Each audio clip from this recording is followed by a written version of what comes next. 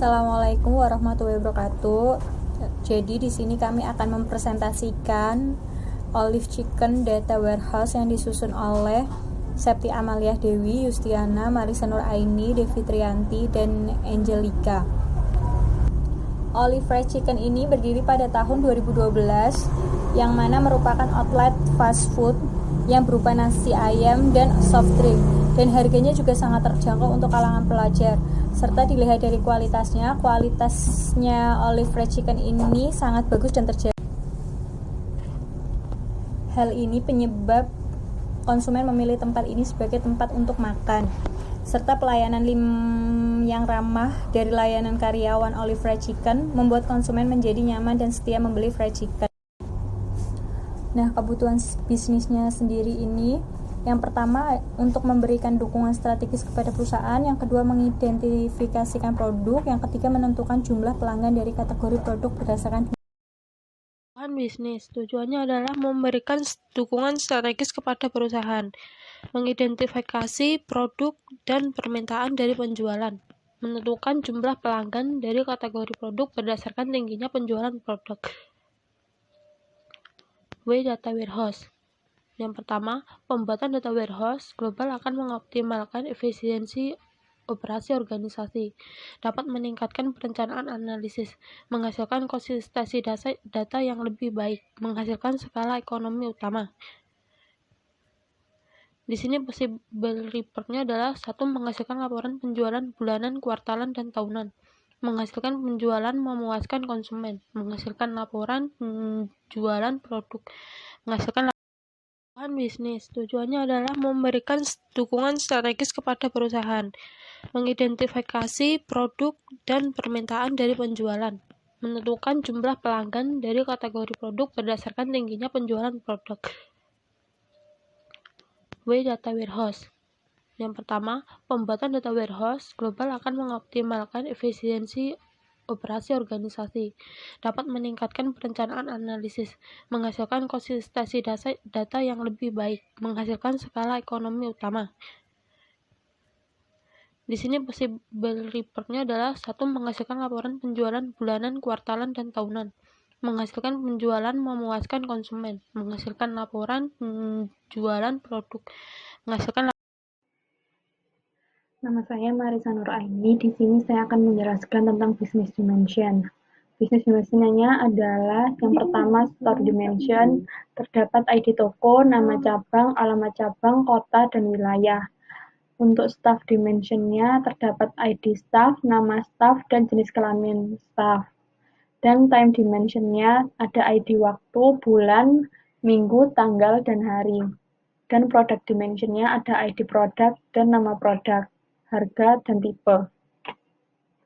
Untuk fact table-nya terdapat cell fact, yaitu ID waktu, ID produk, ID staff, ID toko, kuantitas, harga, total. Di sini ada star skemanya.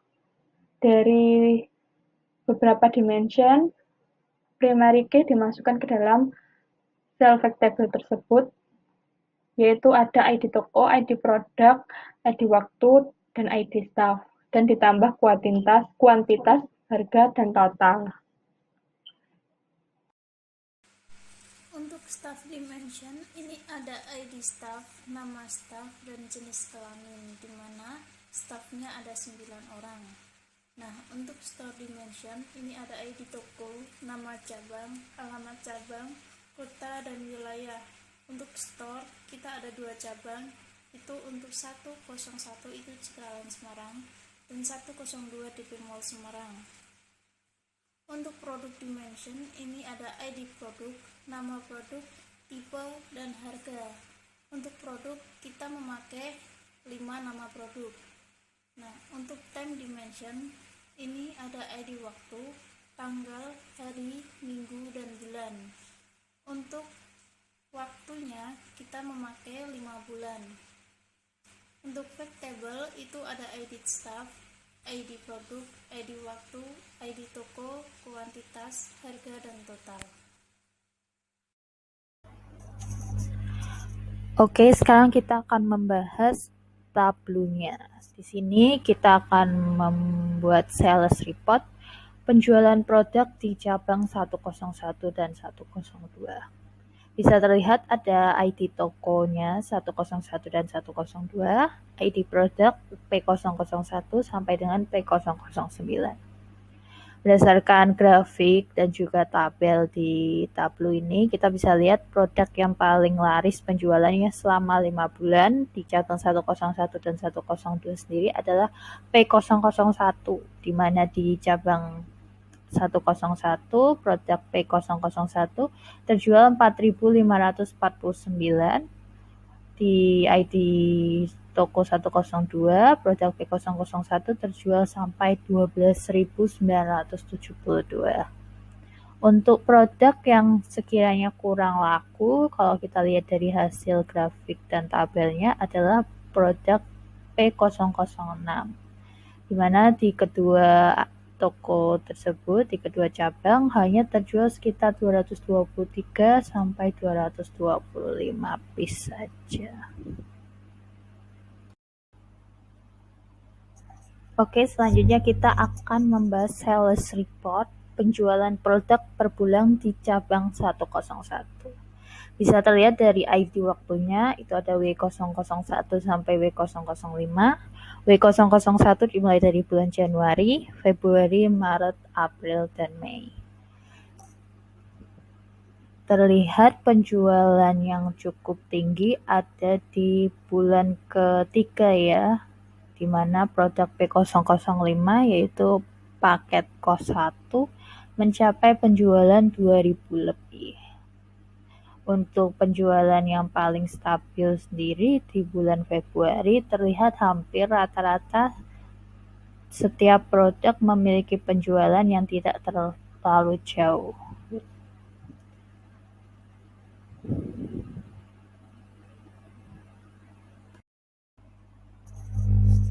Lanjut ke sales report selanjutnya, yaitu penjualan produk per bulan di cabang 102.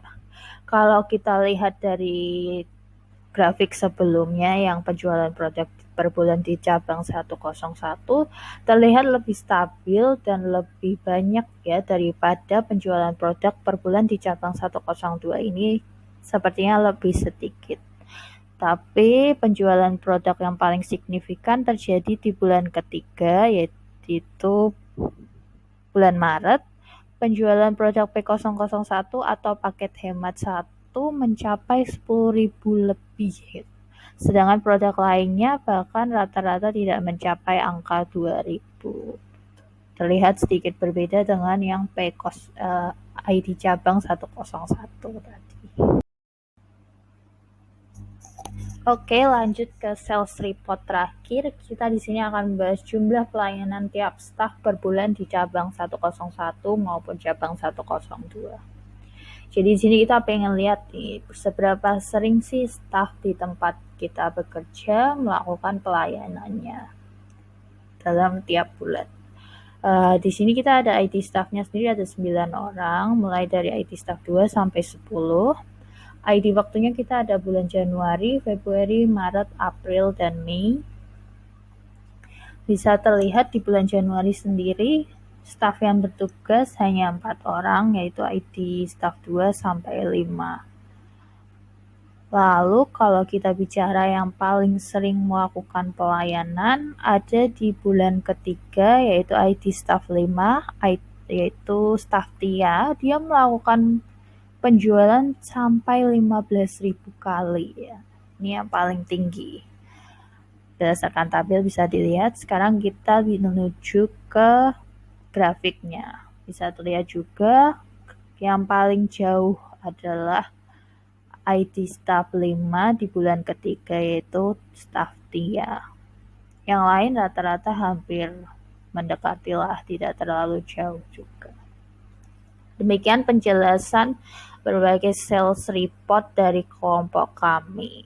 Semoga penjelasan kami cukup mudah dipahami ya. Terima kasih.